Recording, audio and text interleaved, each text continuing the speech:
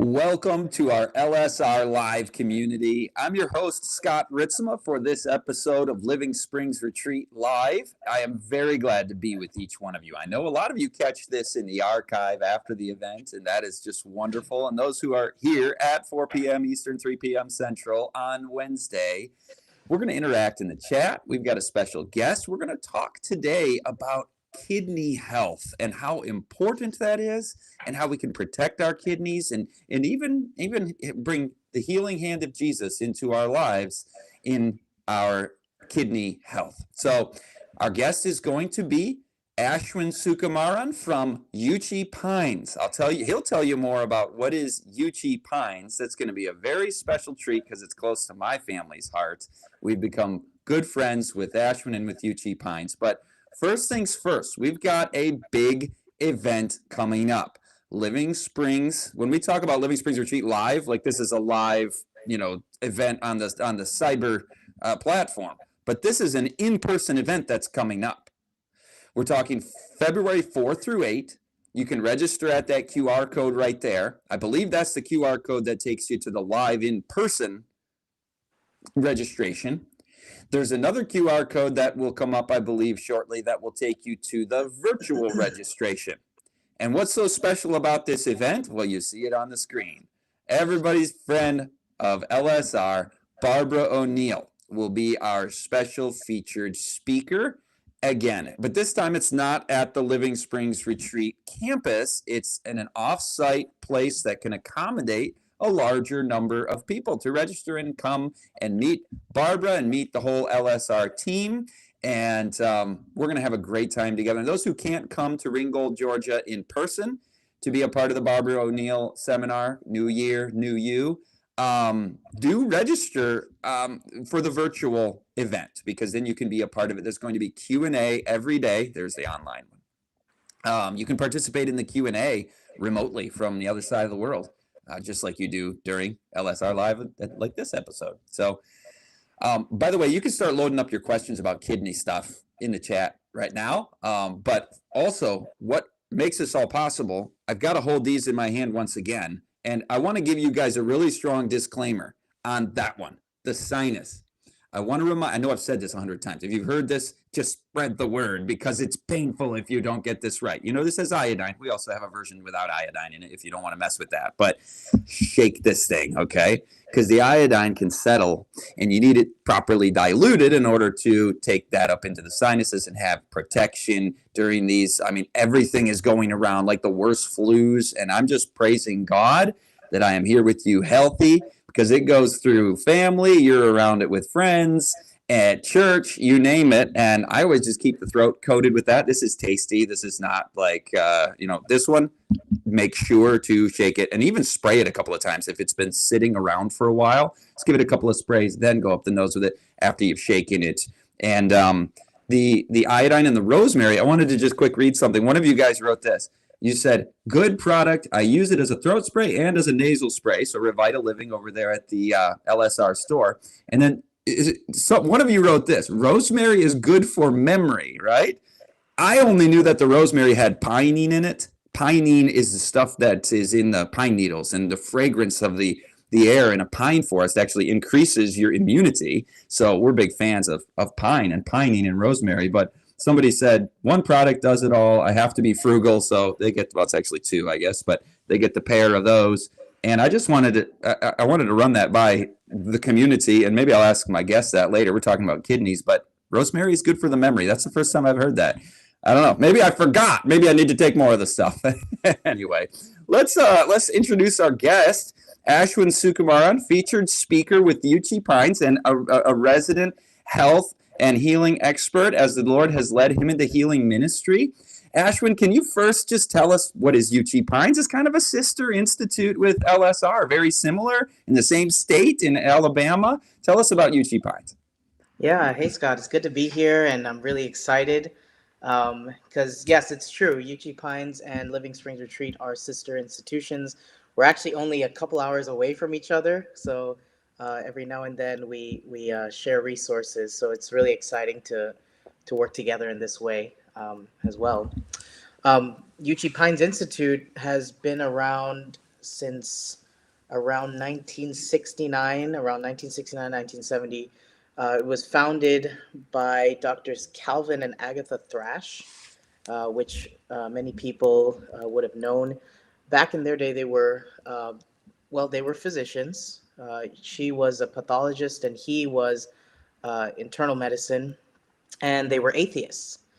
And as they individually had an experience with the Lord, they came to Jesus and they became Seventh-day Adventist Christians, and they took all their brilliance in medicine and threw it full force into medical missionary work. And so they uh, acquired this land that we're on down here in Seal, Alabama.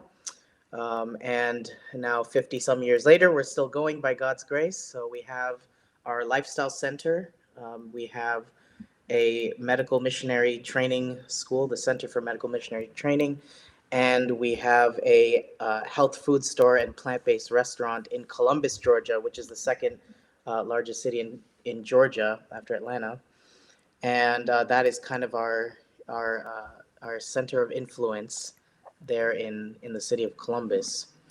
What my role is here at Uchee Pines, I'm the administrator of the Lifestyle Center, and I'm on the medical staff as well, as you mentioned. And so it's been really a blessing to be a part of this and to see miracles every session. You know, we're in the middle of a session right now. We have a group of patients here, and which will wrap up next week, and we're already seeing some amazing things.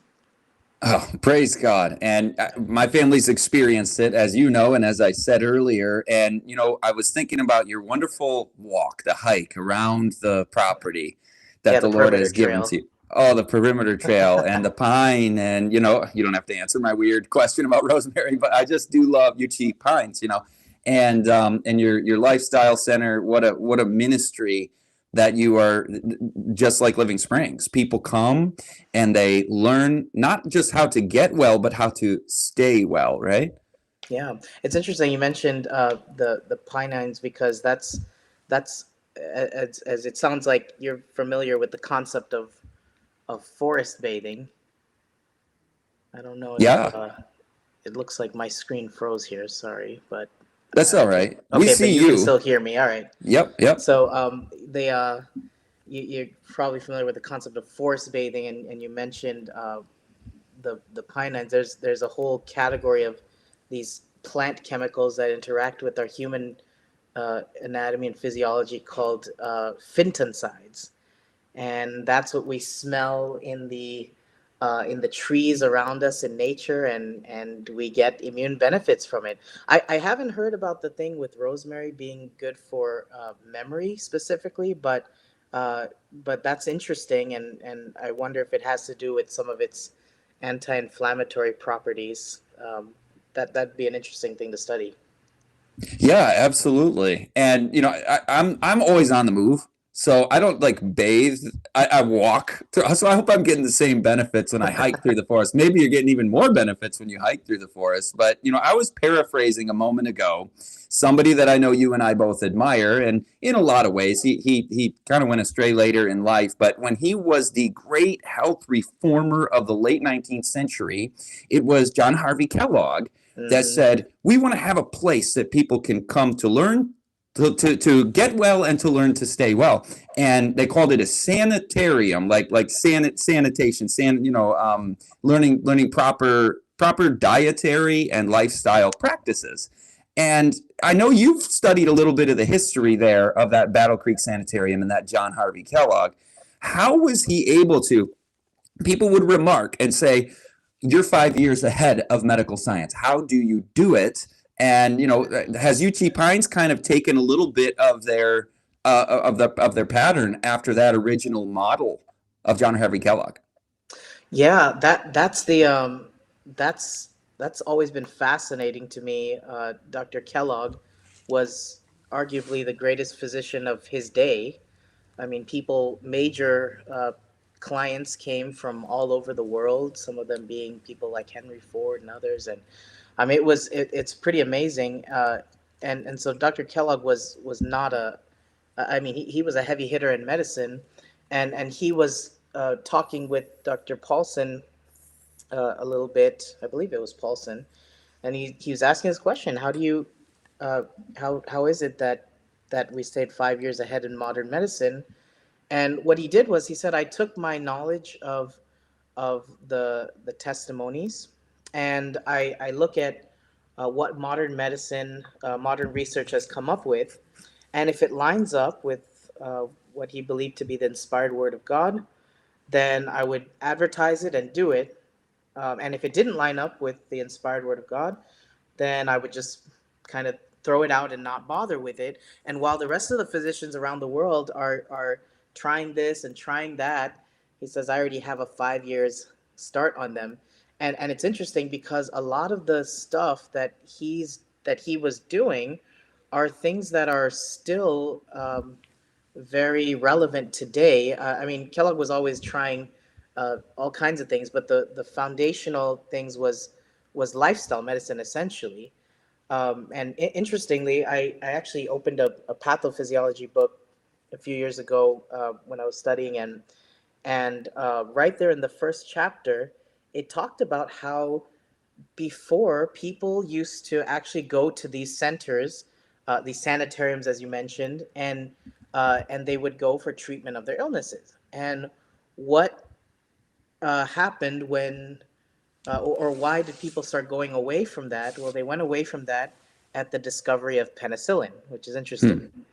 And so, so in line with, and you're absolutely right. It's unfortunate that Dr. Kellogg kind of went away from the truth at some point, but he did have his peak of his medical career, and we kind of follow that same pattern of saying, you know what, let's look at what science has to offer.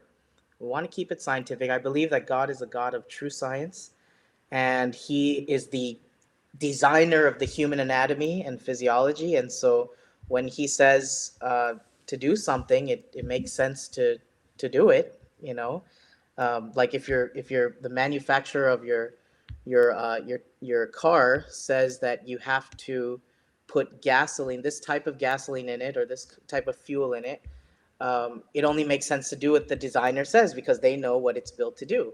And so I kind of see it the same way. And at Uchee Pines, we've been trying to follow that model of you know. Oh, we just lost him, didn't we, Jeremy? Boy, following true science and making sure that it is always consistent with God's word. I'm guessing and assuming that was the wrapping up thought there. We'll confirm that when we get Ashwin back. Oh, we got him back. All right. You said following true science and making. Right. So we want to follow true science, and we want to follow the word of God, you know? So finding out what does God think is best, and whenever God says it's best, there's science for it. And oftentimes God has revealed things even way ahead of medicine discovering that it's true, you know. In the 1800s, there were doctors prescribing strychnine and arsenic, and encouraging people to smoke and drink, and the Lord revealed that those things are not best. And now, of course, we have the science behind that, right? So I learned through this experience that it's always good to trust in the Lord, and I'm excited to live in this time where we have lots of research, and we can follow it and see good results. Yeah, absolutely. You know, when they start saying things that are contrary to the consensus of the science, meaning a group of people who kind of are an echo chamber, that's not actual science, right? Science is a method by which you validate a hypothesis or invalidate a hypothesis at least, and you pursue truth through observation and through testing. So that's actual science. But when a Kellogg comes out, or an Agatha Thrash, or somebody who is cutting edge with actual the latest reality that we're discovering on how to treat disease, prevent disease, the mainstream often ridicules them, right? You're a quack, this is crazy. But if those people are Bible-based, then it's going to be validated. And then that's how Kellogg was 5 years out of his time, right? I mean, that's amazing. And God's word is really vindicated in that regard. And Kellogg was a Seventh-day Adventist Christian, like you guys at Uchee Pines, right? Right. So when you mentioned the testimonies, there were actual visions that were given in that community, in that movement, through a servant of the Lord named Ellen G. White. She would go into vision and see these things and then communicate them. And then all of a sudden, this all the science people are like, Kellogg, you're listening to this lady who's having visions. And then how do you do it? How do you stay 5 years ahead of time? He's like, well, I base it on the Bible, and these visions are helpful. And by the way, if that's the first time folks have heard that, you would of course not get into some sort of unbiblical narrative or unscientific narrative. If somebody comes like, I've seen something, I got a word from the Lord, and that can get out of hand and get crazy. So always be skeptical with that, but test the spirits and see if they are of the Lord. Send me an email. I'll send you videos on Bible prophecy, including the prophetic gift in the Church of God in the last days. Scott Ritsema at gmail.com. As always, if you're interested in Bible topics, but we're talking kidney topics today, right? So can you give us a little intro to, maybe some listeners don't know what the kidneys do. Tell us about the urinary system and one of these wonderful, we're so fearfully and wonderfully made. God gave us waste removal and cleansing systems and detoxing systems. So introduce us to the urinary system and the kidneys, and then we'll discuss how to keep them healthy after that. Awesome. Yeah. Well, what we're gonna probably get into more is the aspect of chronic kidney disease. So that's the one that's really prevalent. Matter of fact, it's a progressive condition that affects around 10% of the general global population. So that's a lot of people that are affected by chronic kidney disease, and it's one of the leading causes of mortality worldwide.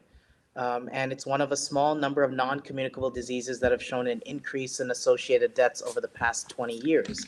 So this is a big issue, and we want to, we just want to help people to become aware that there are ways to help, right? And in a non-toxic, simple, natural way. So first of all, the urinary tract, and I'm not a nephrologist or anything like that, but this is just regular clinical anatomy and physiology that you can read about and understand for yourself. We want to keep it simple. That's my my policy. So we have the kidneys, right? What are your kidneys? Your kidneys are these two bean-shaped organs about the size of the fist. They're located just below the rib cage, one on each side of your spine, so it's more towards your back. And healthy kidneys filter about half a cup of uh, blood every minute, and the whole purpose of the kidneys is to remove wastes and extra water and to make urine. So it's filtering your blood and helping to regulate different things, right? So you have your kidneys up here, and actually it's interesting. A lot of your organs are about the size of your fist. Even your stomach is about the size of your fist. And when you eat and you're full, it's about the size of two fists, right? So if you look at the plate and look at your fist, you have an idea of how much needs to go in, right? So the blood is filtered there, and it goes. There's these collecting ducts, the ureters, where essentially what comes out of the kidneys, the product is urine, and that goes through the ureters down to this stretchy pouch, which we all know of, called the bladder, right? And that bladder is lined with stretch receptors. And at some point, it begins to stretch, and it gets to a point where those stretch receptors sends a signal through the nerves that basically tells you that familiar feeling that I have to go to the bathroom, right? I need to urinate, and then a response is sent that causes the bladder to contract, and it causes other muscles to relax and allow the outflow of urine from the bladder through the urethra to the atmosphere. And so uh, this is a very important part of your body, because the kidneys, they, as I mentioned before, they remove waste and extra fluid for the body, and they remove acids as well. and it helps to regulate certain things like sodium, like calcium, like phosphorus, like potassium, right? And without the balance of these things, your cells may not work properly. Like, I mean, if your potassium goes too high, it will kill you. Your heart will stop, right? So your kidneys are constantly regulating these things for you so that you can have a pretty normal function. And your kidneys also make hormones that control your blood pressure and that help to stimulate the bone marrow to make red blood cells. And it helps with things that will help keep your bones healthy and strong and those kind of things. So the kidneys are really important. And I find it interesting because, there was a time when I was in college and I actually believed in evolution during this time. And it was actually the more that I studied the health sciences that I became more and more convinced that it was impossible for humans to have evolved. Hmm. Because how many millions of years will it take for humans to evolve or to grow and to procreate and for them to survive with let's say their intestines and their stomach and their mouth and everything, but with no kidneys? And I started thinking that, like, if evolution is randomized processes, how can that be? Because you have to have your heart and your lungs there simultaneously. This concept of irreducible complexity. These things must be present simultaneously, properly functioning for there to be good health. And when I realized you can't really live without your kidneys, you can't really live without your liver, you can't live without your heart, you can't live without your lungs, you can't live without your brain, and these things have to be, you know, functioning together. They work in concert. And so that's, anyway, that's maybe a little bit of a tangent, but it got me thinking, and especially when you see kidneys, and of course modern medicine has really come a long way in being able to help people who have declining uh, kidney function, but nobody can live without their kidneys, right? Yeah.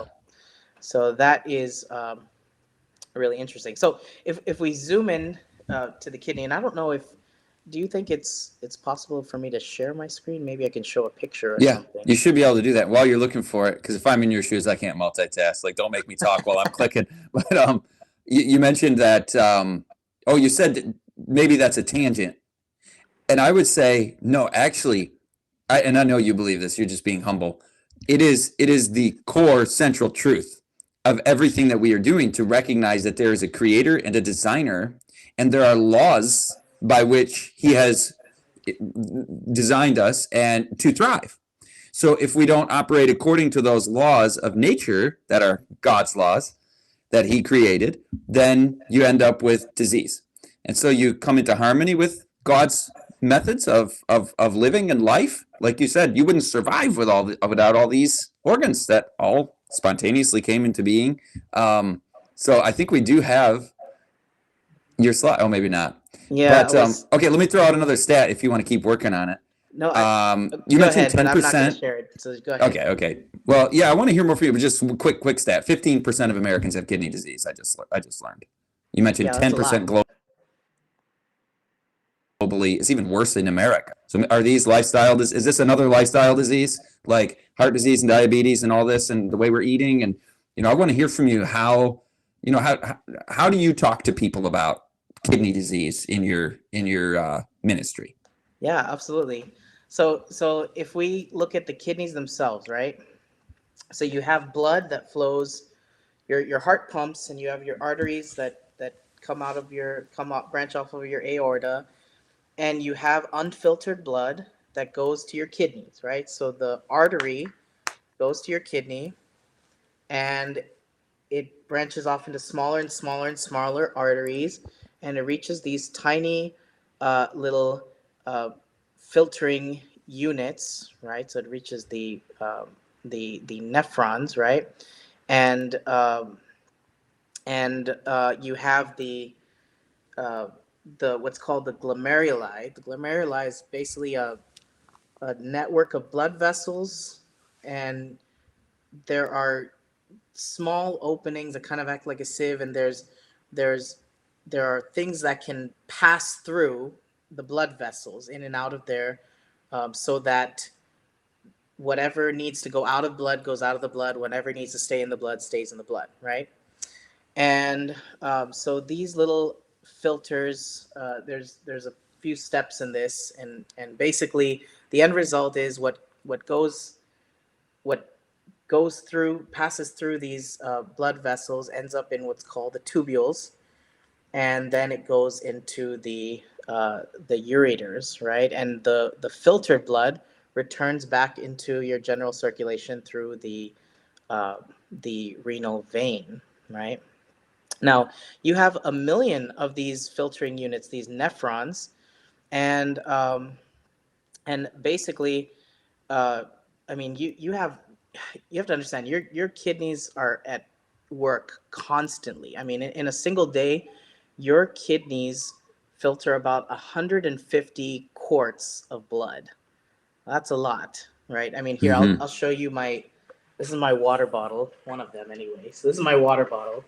This is only 4 quarts. This is a gallon, and if you think about it, your kidneys are filtering day and night, and it filters about 150 quarts, and only 1 or 2 quarts becomes urine, more or less, depending on if it's a child or whatever, right? Um, and so anything that compromises this process of the blood going in and being filtered on this tiny microvascular level, anything that compromises the kidney's ability to take things out or leave things in, that is essentially what we call kidney disease, chronic kidney disease. It can be acute or chronic, but definitely we're going to focus on the chronic aspect, right?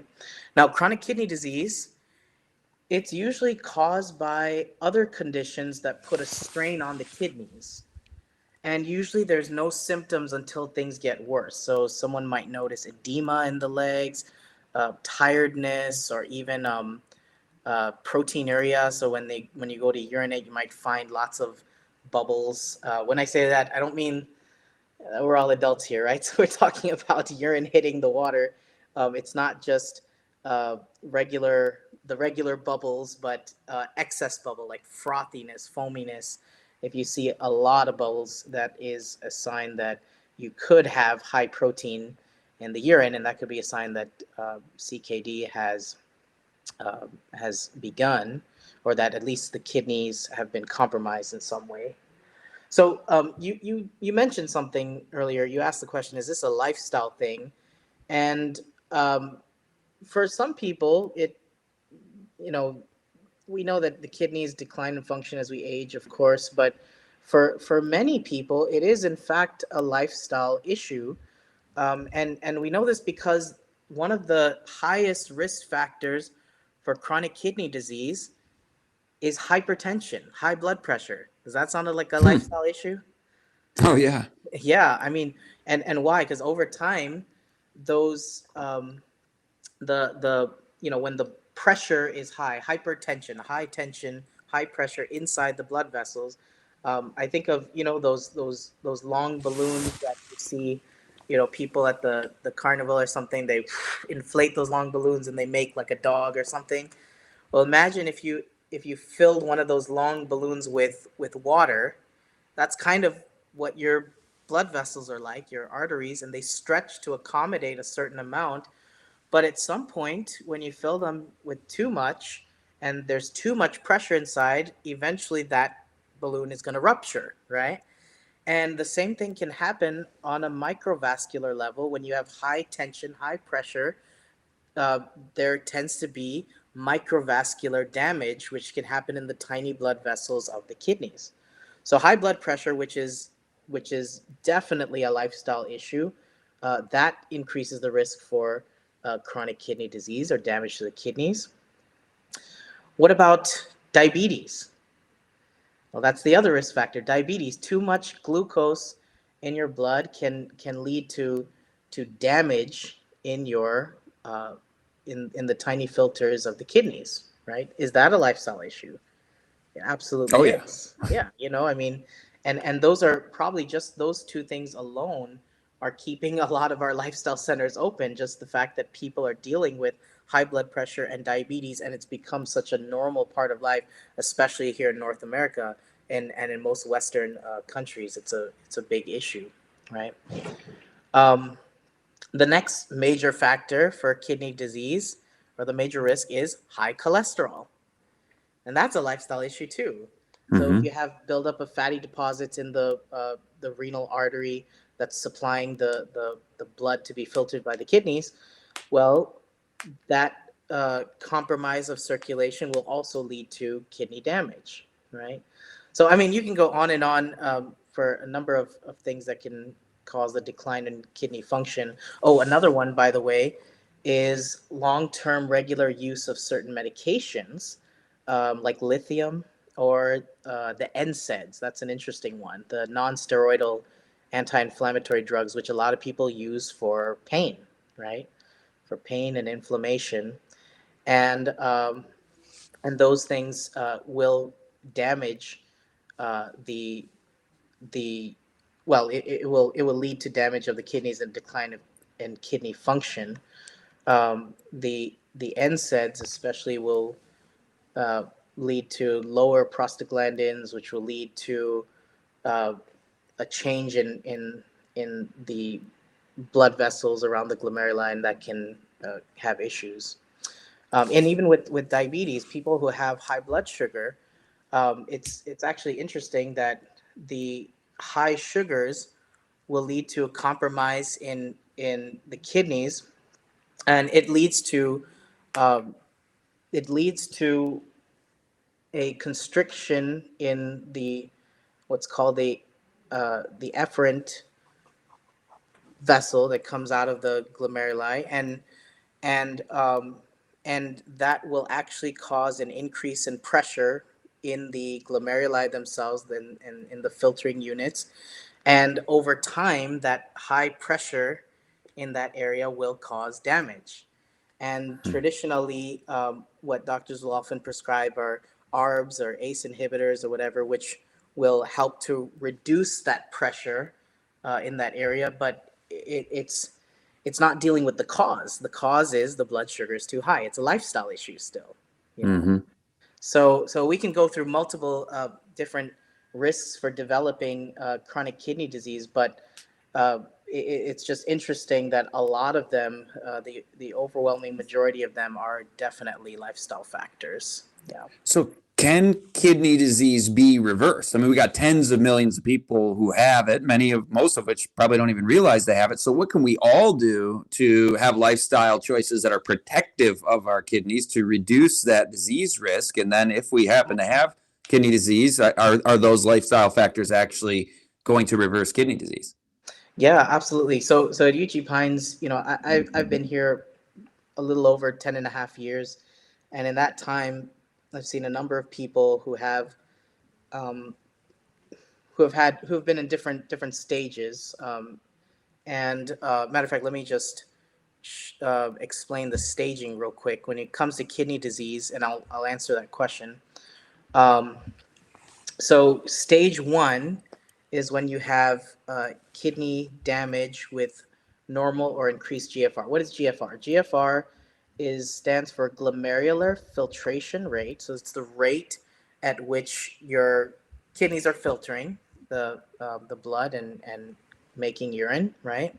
And the higher the number, the better. So there are a few blood tests that you want to look for: the BUN, blood urea nitrogen, which is a waste product; your creatinine, which is a byproduct of the breakdown of protein, and that's probably the most important uh, lab value to look at.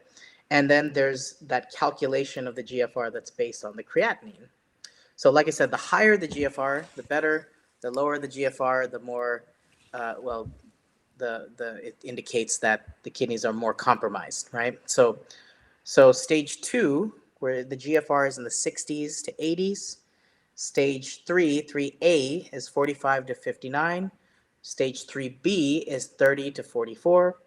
Stage 4 is 15 to 29. And if it drops below 15, then that's considered stage 5, and stage 5 is considered kidney failure.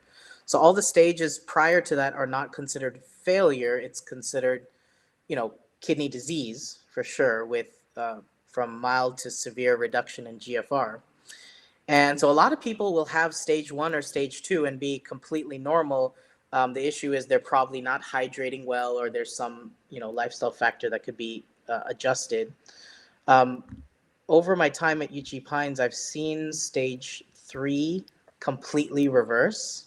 And this is just an anecdote, Wow. not claiming anything here, but just sharing some of our observations. We've seen stage 3 completely reverse. We've seen stage 4 improve into stage 3. So that's, that was a good improvement. And I've yet to see stage 5 completely reverse. However, we have seen people, because once you get to stage 5, your doctor is, well, actually, once you get to stage 4, your doctor is now talking about dialysis, right? So what is dialysis?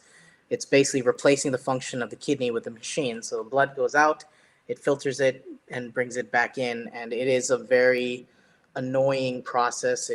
The person has to go and sit there for hours, and sometimes they have to do it 3-4 times a week, depending on how bad things are. And so we've seen people with stage 5 who are on dialysis, and after going through our program here, after they were doing dialysis maybe 3 times a week, and then they were able to back off of the frequency of dialysis to do it maybe once every week or once every other week. So that's a tremendous improvement. Mm-hmm. We've also had a number of people who came with stage 5, and I wish they would have come. I wish many of them would have come sooner, before it had gotten this bad, because they probably would have had a better chance of recovering. But we've seen people with stage 5 who have not started dialysis yet, but who went onto the program, and they basically delayed it for much longer than it would have if they did anything else. And if they went onto dialysis, it was very infrequent. It wasn't, it wasn't multiple times a week. It was maybe once every other week or something. So either way, I say that going through some of the things we're going to talk about is beneficial. It's beneficial either way. Yeah. Well, and you had stage 4 people who would be put on dialysis who hadn't yet moved to 3, and you had 3. Stage 5. It would have been stage 5 on dialysis. Yeah. Well, did you also say that they will put you on dialysis at 4? No. So at stage Okay. 4, they will be prepping you for dialysis. Oh, I got you. Because they're anticipating the decline to stage 5. I should have been more clear with that. Well, what I was getting at is, at the stage that they are going to their doctor having the dialysis conversation, you're expecting the degradation, and we're prepping it. At Basically. that very stage, 4, you're seeing somebody reverse to 3. Yeah. That shows what God's methods offer to this world, where we just, it's inevitable. You're going to drop to 5, and we're going to go through the routine and cut and paste that protocol. And we're just going, let's rethink this. And you guys have done that. And I know you didn't reinvent the wheel here. This has been something that's been ongoing in the lifestyle medicine community. It's the fastest growing area of medicine right now for a reason, right? Yes, so you guys have been at that. I mean, you were definitely ahead of the curve. 1969.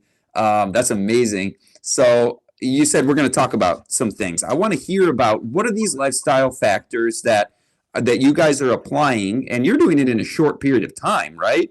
Relatively, if somebody was to apply what they're doing with you for 9 months, what kind of results are you going to see? You're going to see astounding results over a longer period of time, right?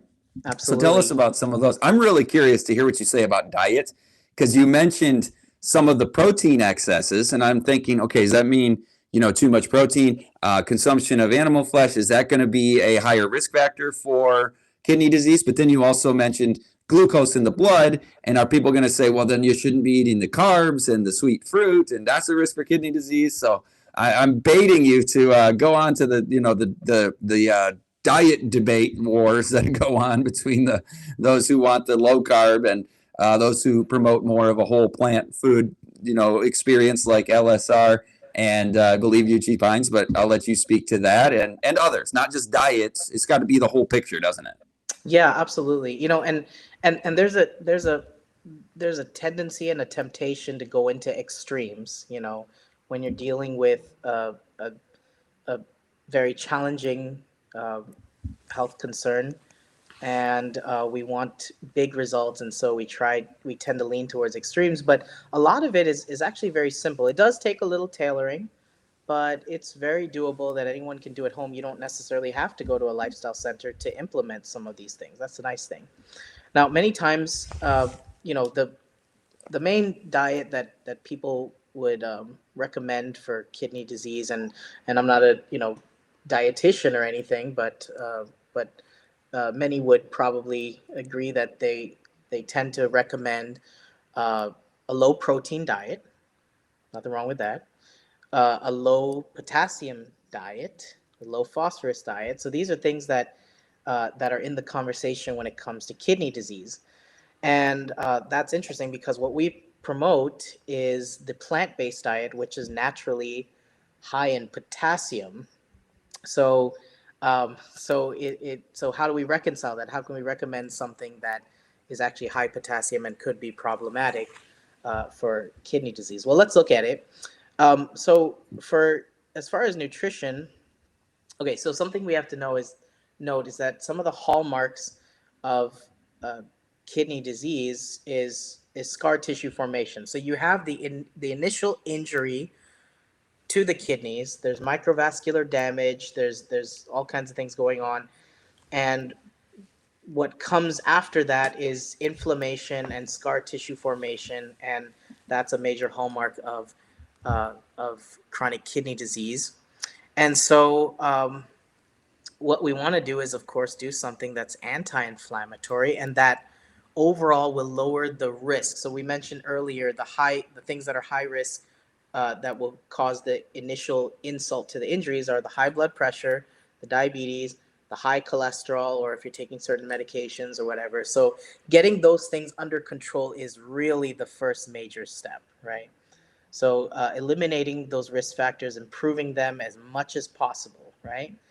Now we can branch off into that, but maybe we'll just talk a little bit about the kidneys directly. Then we can talk about how we can resolve some of the other uh, causes, let's say, right? So what we want to do is we want a diet that is anti-inflammatory, right? Because inflammation after the injury is what will drive this development of scar tissue and the decline of kidney function. So there is really only one really true anti-inflammatory diet, which is the plant-based diet, right? And in times past, it was often thought that the plant-based diet would not be beneficial for people with chronic kidney disease, like as mentioned, because of the high potassium, right? But if we look at it, there was a study. Uh, there were several studies actually. I wanted to share my screen, but I was having some trouble with uh, with just isolating the presentation. But anyway, what they're finding in some of these studies, and they're published in the Clinical Journal of the American Society of Nephrology, where they looked at plant-based diets and incident CKD, and they find that there's an inverse association between plant protein intake and risk of incident CKD. So in other words, when people are eating a plant-based diet or they're eating plant proteins, their risk of chronic kidney disease goes down, which is interesting. There was another study, and this was looking at. Now, this was actually a very interesting study, Scott. You might find this interesting, where they looked at a healthy plant-based diet versus a pro-vegetarian diet versus a less healthy plant-based diet, Hmm. and they found that people who are eating uh, the healthy plant-based diet had the lowest incident of CKD, followed by the overall plant-based diet, followed by the pro-vegetarian diet, and then they finally had the less healthy plant-based diet. So that would include things, a lot of processed foods and things like that. And that had actually the highest incident of uh, chronic kidney disease or CKD, even above the regular vegetarian diet, which is very interesting. So it definitely seems to be that eating a healthy, whole foods, plant-based diet is beneficial to protect the kidneys. That much is clear from um, the modern research. And So and lay then off the vegan junk food. right, Eat the whole exactly, plants. exactly. Hi, I'm Scott. I'm a recovering vegan junk food addict. Now I just love, yeah, like soybeans. Thanks, Jeremy. Real actual food in its full fiber form. Yeah, What a yeah, novel idea. It doesn't have to be some counterfeit food, some invented manufactured food product. It's like yeah, let's eat beans, let's eat grains, fruits, vegetables, nuts and seeds. Oh, it's all so good for you. And yeah. it's The tasty. closer it You got to learn is, how to cook. You got to eat from the Uchee Pines cooks or the LSR cooks. Then you'll learn how to enjoy it, or just get their cookbooks. There are cookbooks in the LSR store. But yeah, carry on. yeah, definitely got to visit Living Springs, and then while you're at it, just come down 2 hours away and visit Uchee Pines and try the food. And yeah, we'd love to have you. And yeah, the closer it is to its natural form, the better. Generally, that's a just general rule. If it says it's made of carrots and it looks like a carrot, that's probably good, right? Yeah. So yeah, so the other thing, of course, the eating a low protein diet is not difficult on the plant based diet. Um, you can get lots of proteins. All your essential amino acids are all found in the plant world. You can get complete proteins on a plant based diet, contrary to what a lot of people think. But you you don't have to work very hard to have a low protein diet. But what you do want to look at is phosphorus as well, right? And what we find, there's a article uh, on PubMed. PubMed ID is 305-2214. Oh, sorry, no, it's 211-83586 is the PubMed ID. And it talks about a vegetarian compared with meat dietary protein source and phosphorus homeostasis. And what they find is that basically people who ate a pure vegetarian diet versus a pure meat diet had overall lower phosphorus levels, serum phosphorus levels, which is interesting. Um, so definitely eating a whole foods plant-based diet will lower your risk of CKD. It is easier to have phosphorus homeostasis in patients with CKD. So that just leaves one major thing from the dietary standpoint, which is the potassium, right? So that's a big Mhm. um, that's a big question area. What do you do with if you're recommending a plant-based diet, which is naturally a high potassium diet, and it's true, it is, but you can actually help to because normally you eat lots of green leafy vegetables and stuff which has lots of potassium in it, and your kidneys regulate that so that it's not going too high in your bloodstream. Well, you can still regulate it. You just do it before it goes into your mouth. That's all. So selecting some of the foods that are uh, lower in potassium, some of the plant foods, so you can probably get things like asparagus and cauliflower and celery, broccoli, uh, blueberries, lemons, limes, pears, grapes, things like that, apples. So those they do have some potassium, but they'll have, like, let's say up to 200 milligrams per serving. So it's generally considered fairly low potassium. As long as you're not overdoing it on those things, it would be just fine. You know. Uh, can you name any foods that somebody with kidney disease that you recommend they avoid? You named so many. It's like, wow, you can eat pretty much anything. You don't have to really worry about it. But are there a couple that you're like, you know what, that's a little high on potassium. Just hold off on that till we get this reversed. Yeah, absolutely. So probably the famous food for potassium is bananas, right? So you don't want to eat, things like that. The bananas or even white potatoes tend to be high in potassium. You could leach the potassium out of it by boiling it. There's different methods to lower even the potassium from a high potassium food like that. But you want to stay away from things like that. I wouldn't say completely stay away from the green leafy vegetables, but you do want to eat some of those, but you don't want to eat exclusively that, where all you're getting is lots and lots of potassium. But generally, the berries are good. um, and you know, and you can always Google, just look up what are high potassium foods, and there's lots of lists.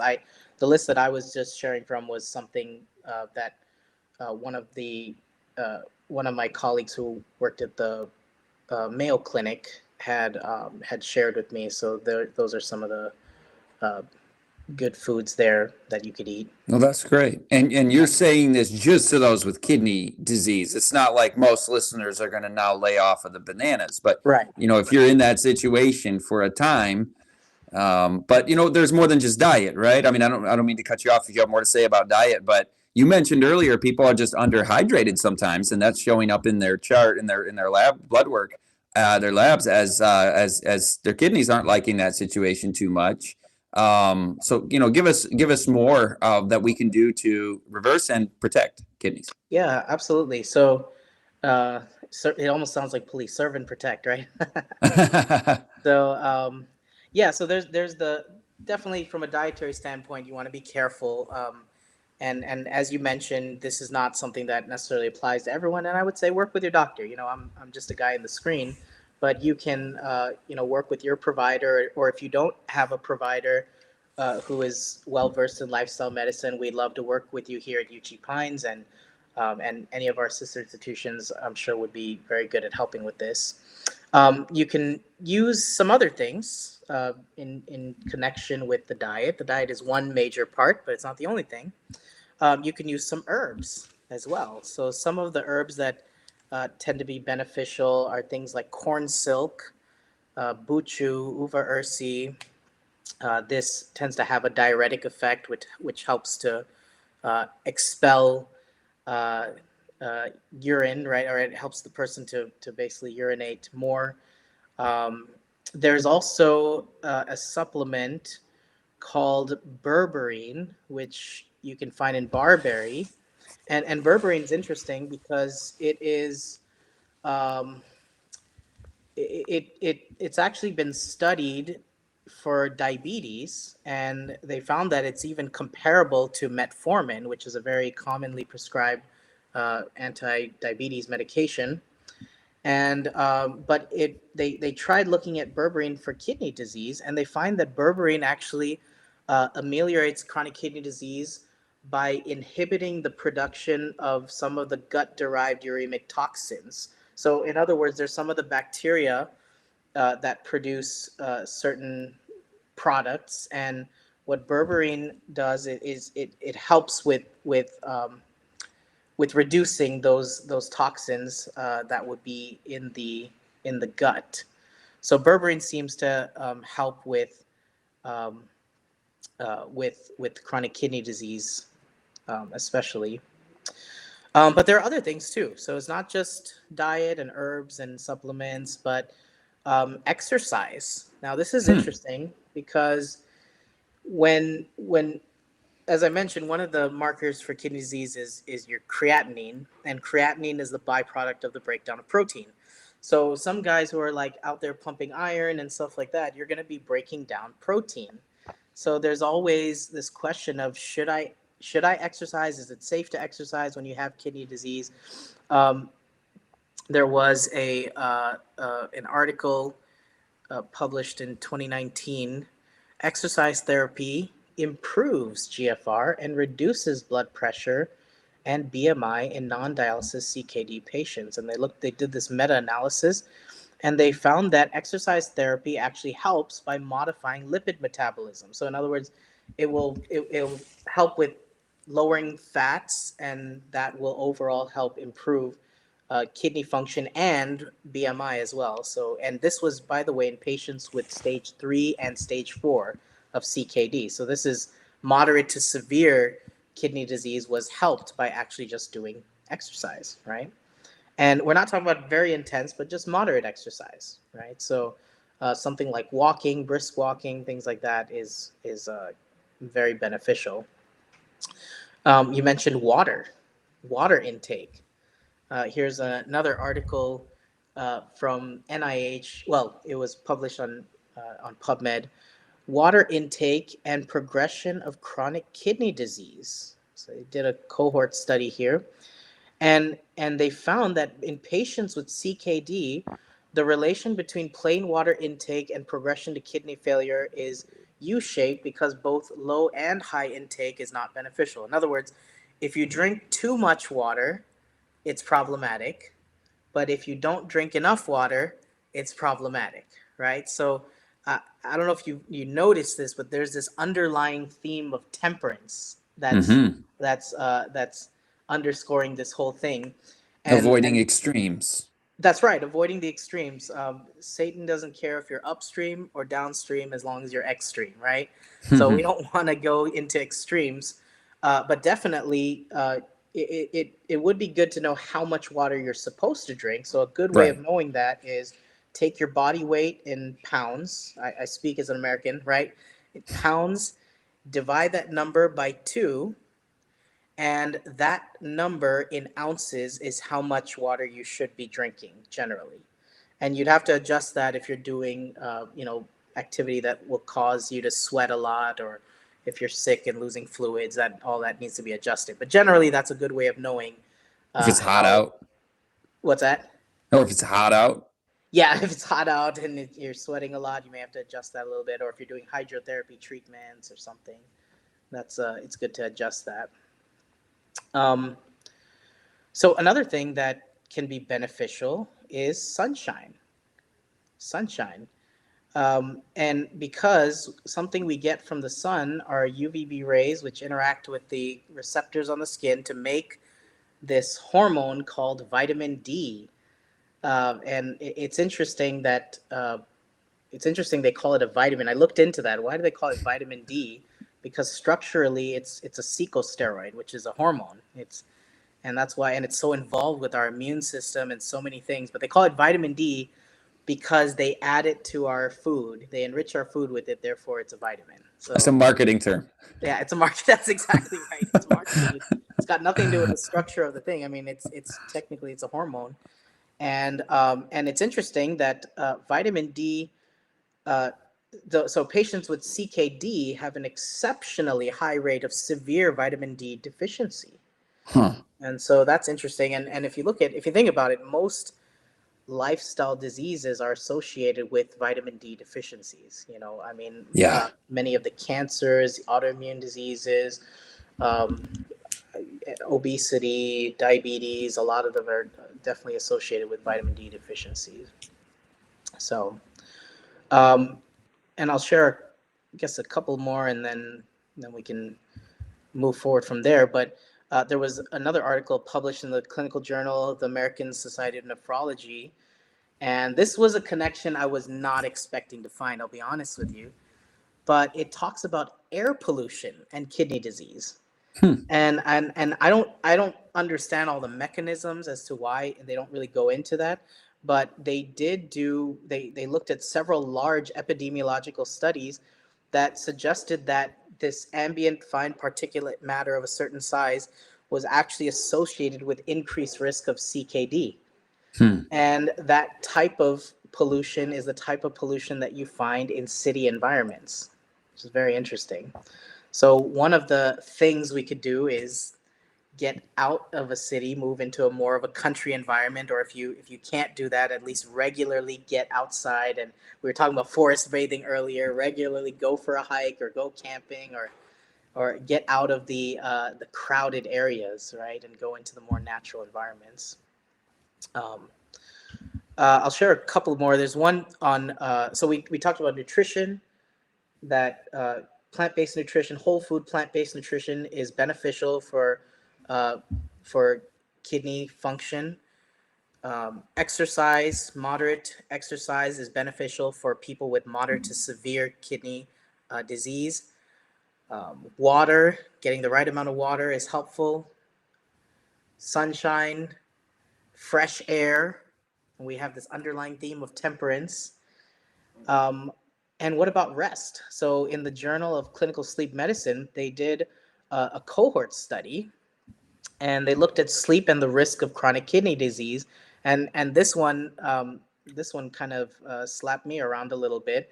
It said patients who slept for fewer than 4 hours or more than 8 hours had an increased risk of incident CKD compared to those who slept 6 to 8 hours.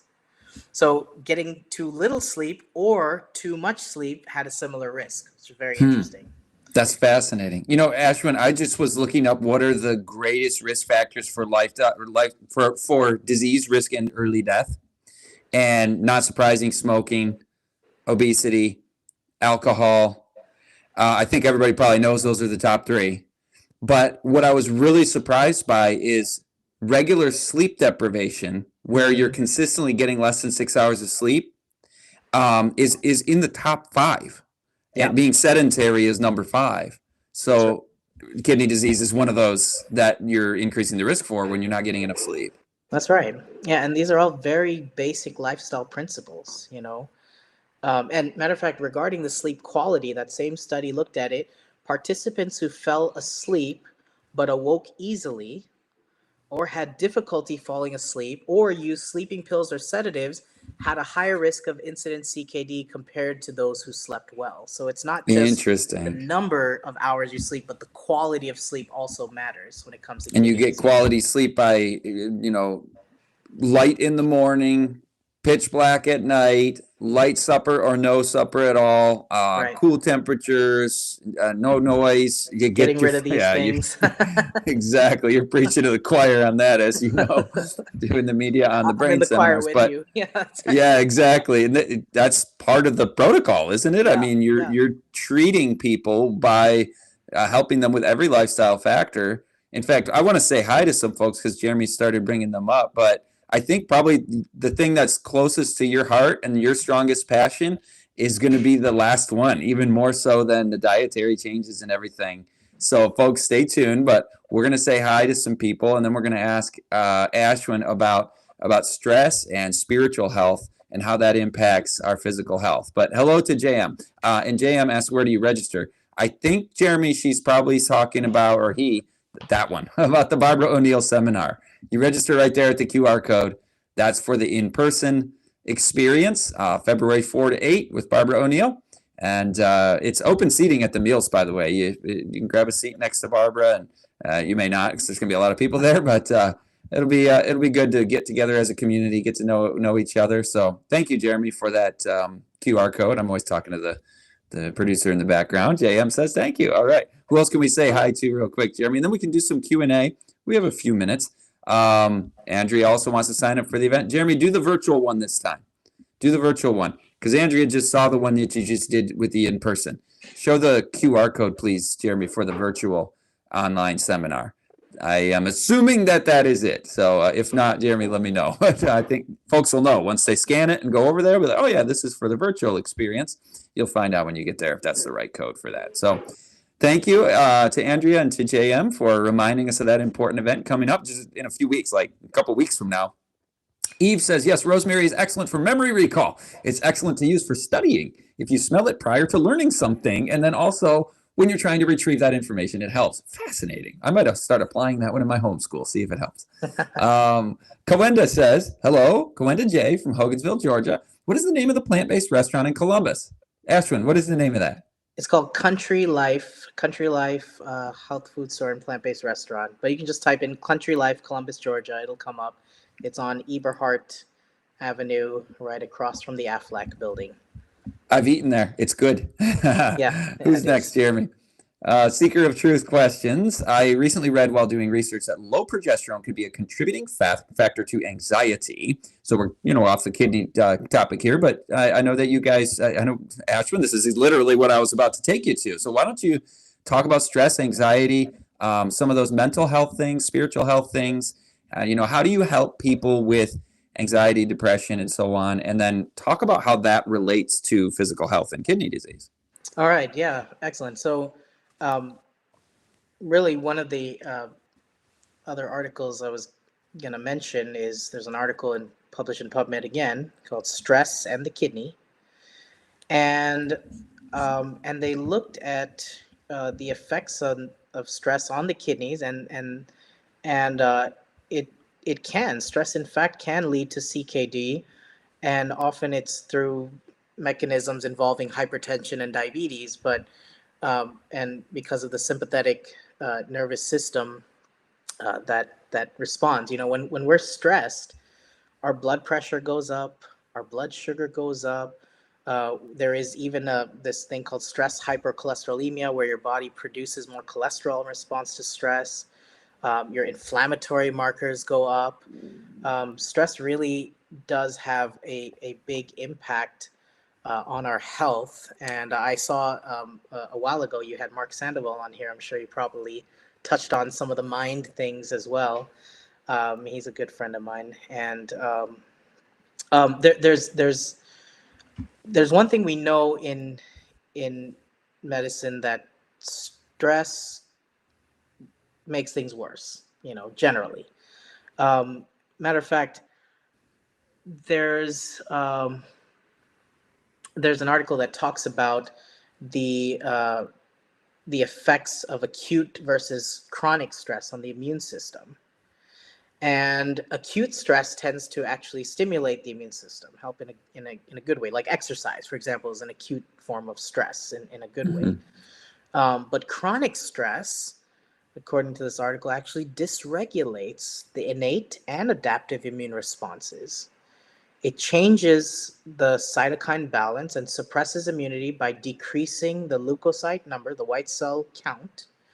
It decreases the movement of those white cells and the function of the white cells. So when we're stressed, our immune system physically responds to that. It is dysregulated, and oftentimes disease is the result. I can't tell you how many, patients have come through Uchee Pines who developed cancer after they found out someone was unfaithful in a marriage, or the death of a loved one, or something very traumatic happens in their life. Others who have various autoimmune conditions that have some extremely stressful, tragic things in their history as well. And I'm not saying that's a rule for everyone, but so please don't misunderstand what I'm saying. But it definitely is an interesting observation, where a lot of people who develop chronic inflammatory conditions often have a very serious stressor attached to it. And these white cells, by the way, which are malfunctioning, or not doing their job as they should, some people estimate, now this is slightly off topic, we mentioned cancer. Some estimate that often many people develop a cancer cell or so in their lifetime. It's estimated that like at least 40 or something percent. I gotta check that number, but so don't quote me on that. But there's some percentage of that they think that people will develop a cancer cell at some point in their lifetime, and the immune system keeps it in check, so we never see it develop into the full-blown disease. And so when someone is having a really stressful situation, and the immune system is now dysregulated and it's weakened, anything could happen. People tend to get sick. They not just with like cancer, but I mean, you can see someone as simple as something like a cold sore. You've seen, someone with a cold sore, it comes out when they're stressed, and the immune system is at a weak point. So I thought about this, and where do the immune cells come from in the body? Well, the immune cells, your white blood cells, are made in your bone marrow of your long bones. So in your femur, and in other places, wherever you have that squishy bone marrow, that's where your red cells and platelets and your white cells are produced. You just made me think of a Bible verse. I'm not stealing your thunder. I'm gonna zip it. All right. Well, I mean, you could say it if you want. It comes from Proverbs. A merry heart doeth good like a medicine, but a broken spirit drieth up the bones. That's it. God knows what he's talking about, So you can see somebody who has truly been in a stressful situation, and what causes those stressful situations. A lot of times, and this brings me to my last point on the kidney disease subject, which is trust in God as a remedy. Because oftentimes we are stressed because of something that we can't control. The Bible tells in Philippians 4:6, be careful or be anxious for nothing, but in everything by prayer and supplication with thanksgiving, let your requests be made known unto God, right? And then it says, and the peace of God, which passes all understanding, shall keep your hearts and minds through Christ Jesus. That's a supernatural peace. We've been talking about natural remedies. Well, this is a supernatural remedy, if you will. And it's a peace that comes when the average person would not have peace. And the only way you can have that is because we're not trusting in ourselves. We're trusting in someone higher than ourselves, right? Who has the power over our circumstances. And I love the fact that God will never betray your confidence. When you come to him, Jesus said, if any man who comes to me, I will no wise cast out, right? Oh, amen. So, everyone who came to Jesus was helped if they let him, and so many times we're struggling with things and we feel the burden of it because we can't control it. But what if God had the control over it, and he had your best interest in mind, and he welcomes us to place it in his hands, believing that he can do better for that situation than we would be able to do if we could control it. Oh, Ashwin, that is so good. That was the most important part of the live stream.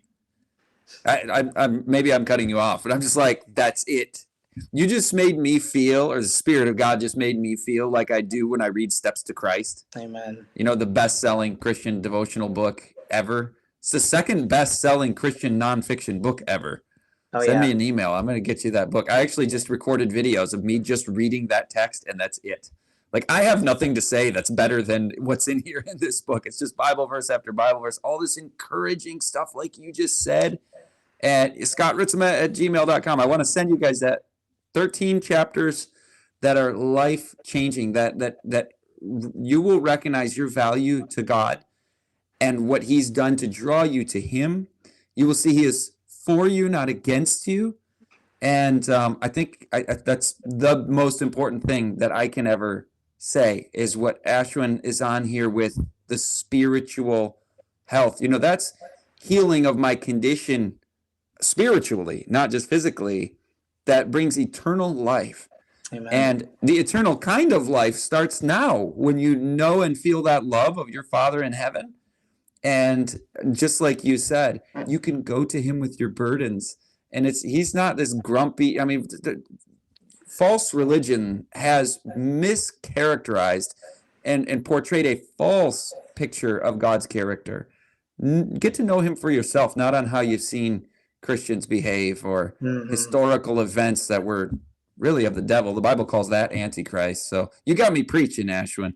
Did I cut you off, or should we go to the next people on here? No, that's fine. That's fine. Okay. QT Wime says, by the way, you guys see my new glasses? I can read you names a little better now. Now I have no excuse if I mispronounce any of them. Agatha Thrash treated my grandfather at Uchee Pines many years ago. He lived a very healthy life after he and my grandmother left. I am so blessed to have found my way to Living Springs. Oh, what a blessing it is to have you with us. Who's next, Jeremy? Lucy says, when is the next retreat that I can attend? Jeremy, you're going to have to help me with that. This is the next Living Springs, not the live event February 4 to 8, I'm guessing you're asking, Lucy, but the next retreat at Living Springs. Jeremy, if you can get something up on the screen for that. I can also ask Ashwin, how do people go for the program at Uchee Pines? These are not in competition. These are sisters. Oh yeah, absolutely. There's no competition. We are. I am thrilled to recommend Living Springs. Matter of fact, we as I mentioned earlier, we send our staff there all the time to help out. I sent my little sister there to help out recently. So yeah, it's a good place to be. I need to visit myself to see the folks there, but it's definitely a blessing. And if anyone's interested in coming to Uchee Pines, you can go to ucheepines.org. I see that Jeremy's got the QR code there. You can go to Uchee Pines, UCHEEPINES.org. If you're interested in coming for a lifestyle session, we do have medical providers on our staff. We can do blood work on site, and usually our sessions are about 17 days long. So you come in at the beginning, we do a little welcome meeting. You get your blood work, history and physical, meet the doctor, and all that stuff in the beginning. And then you get a lifestyle counselor assigned to you who walks you through the program. So we'll help you with fulfilling whatever the doctor's recommending as far as the diet or exercise or herbs or supplements or whatever. There's educational classes during the day, disease talks, cooking classes, stress management classes, and so forth. Um, and then in the afternoon, various treatments depending on the prescription. And we do blood work at the end, and we're just excited to see what God is doing. So we'd love to work with you, or if there's someone who you know who could benefit from coming through. We'd love to work with you, whether it's here or whether it's Living Springs. I believe that the Spirit of God is in the business of working in both places. Absolutely. Well, we got 5 minutes. We can take a couple more shout outs there to Gratitude, who sends shalom, and we appreciate that. And back to you. We like your name. See, that's the opposite of stress, is gratitude. You replace the fear with praise of what the gift of life God has given to you. Jeremy, who else do we want to say hi to or answer any questions?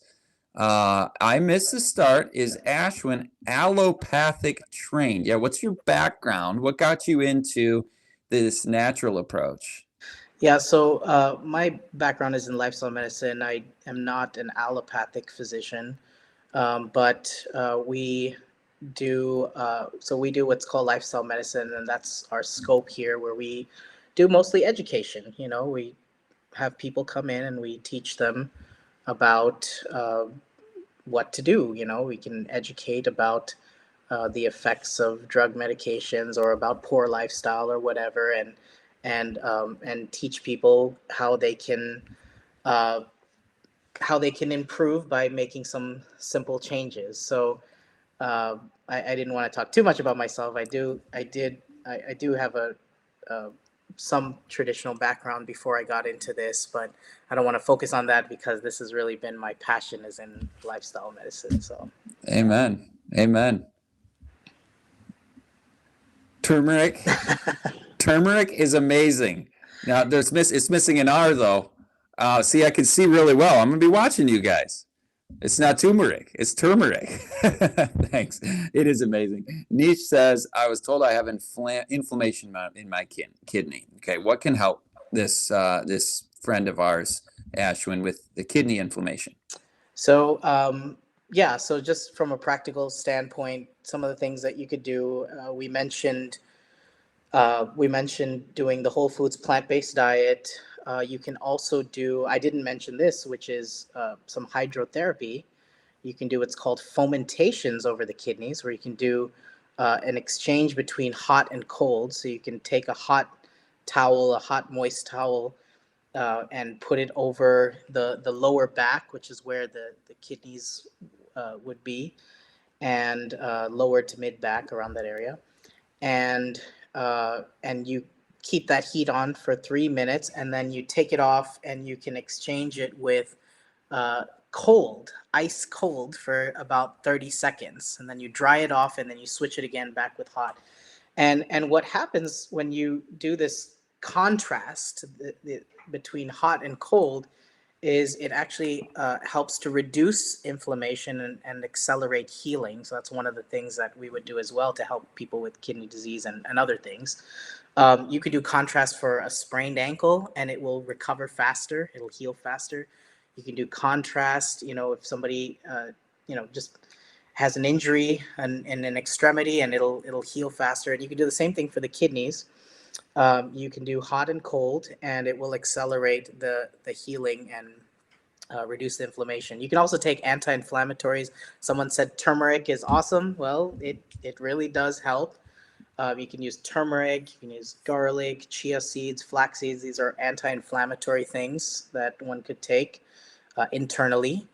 Also, other anti-inflammatory herbs are ginger, feverfew, Um, yeah, though I would say some others like white willow bark, but I wouldn't recommend that for in the context of kidney disease, especially because that has a similar mechanism as aspirin, and that can actually compromise the kidneys. So I wouldn't use white willow bark or Jamaican dogwood, but definitely ginger, feverfew, turmeric, those kind of things that we mentioned can help with the inflammation to the kidneys. Hope that answers the question. Yeah, great. How about one more, Jeremy? Tom Smith says, Chuck, get your adrenal function checked. It's attached to your kidneys, controls fight or flight response. So if kidneys help regulate heart rate, could be a hot mess waiting to happen. Ashwin, do you have a comment on that? It sounds like someone was talking to Chuck. They were having an internal discussion, but yeah. Oh. Yeah, I don't know. It definitely would help to get some labs done to know if it really is an adrenal issue or something else. Sometimes we can jump to conclusions. But the fight or flight response is definitely a stress response. So getting the stress under control, maybe taking a neutral bath or a hot bath, doing some deep breathing exercises.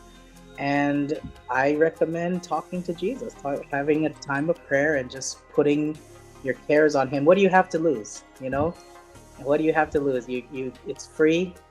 He doesn't charge you anything, and you can put your burdens on him and rest and relax. If it is an adrenal thing, maybe your provider can help you figure that out, but it's hard to say just, off the bat here. So yeah.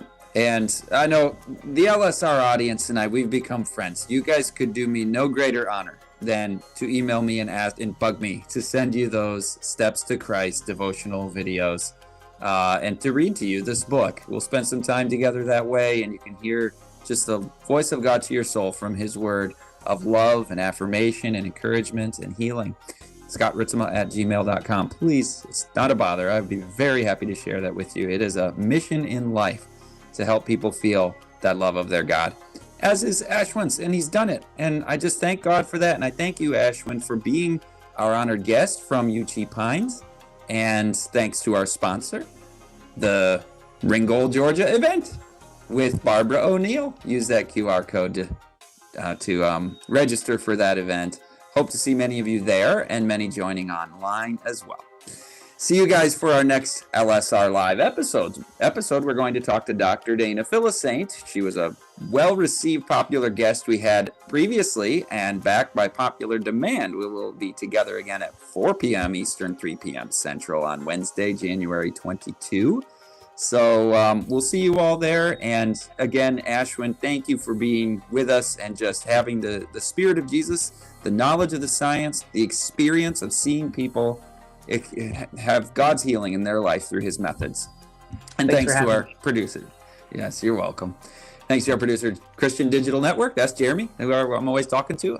From likes to lives changed. Please scan that QR code and subscribe to CDN YouTube channel. And we will see you all next time, January